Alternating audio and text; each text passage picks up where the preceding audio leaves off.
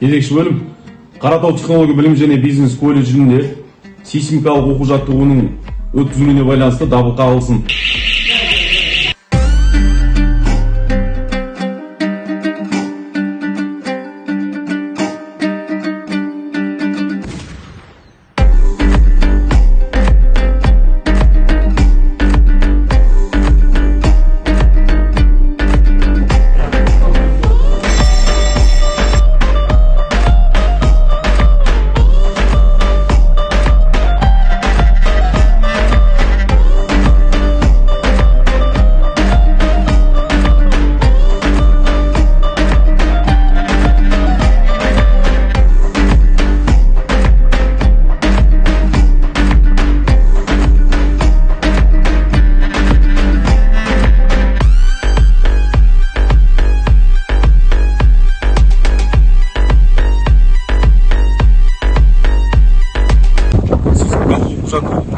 Жиыны кезінде біздің не істеу керек, қарапайым халықтың не істеу керек жайында барлық мағлұматтар берілді.